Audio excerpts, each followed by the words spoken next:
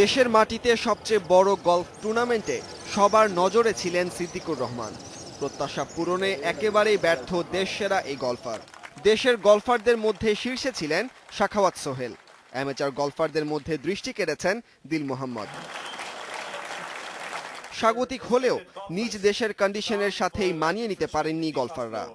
এই কোর্স কন্ডিশনে এই এনভায়রনমেন্টে বাংলাদেশি প্লেয়ার কখনোই খেলেনি, এক্সেপ্ট 2-3 জন ছাড়া। যেমন 72 কোর্স এখানে সবাই খেলছে 71-এ, তারপরে আপনার কিছু হলে মানে একটাতে ওভি করে দেওয়া হয়েছে। তো এই জিনিসগুলো, তারপরে আপনার যে ওয়েদারের যে কন্ডিশন ছিল, এই বৃষ্টি, এই রোদ, এই আবার লাইটিং হচ্ছিল, প্লাস রাফের কন্ডিশনও অনেক বড় করে দেওয়া হয়েছিল।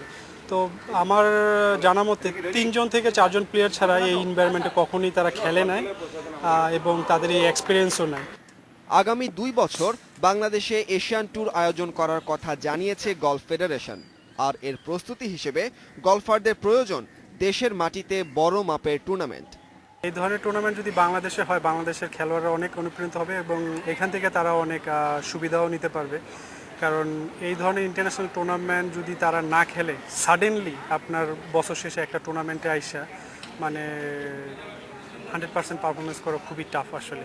কারণ আপনার ওয়েদার কন্ডিশন, কোর্সের সাথে কোর্সের যে কন্ডিশন থাকে, সব কিছু মিলিয়ে তাকে আপনার ফিজিক্যালি এবং মেন্টালি আপনার প্রিপেয়ার থাকতে হবে। বাংলাদেশের গলফারদের জন্য অনেক বড় অনেক কিছু হবে, অনেক ভালো সুযোগ সুবিধা পাবে, গলফ বাংলাদেশে উন্নত হবে।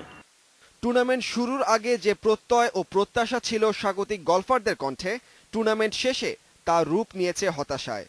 নিয়মিত সাফল্যের জন্য গলফাররা ফেডারেশনের কাছ থেকে সুনির্দিষ্ট ভবিষ্যৎ পরিকল্পনা চাইছেন। Sakib Taheri, Independent news.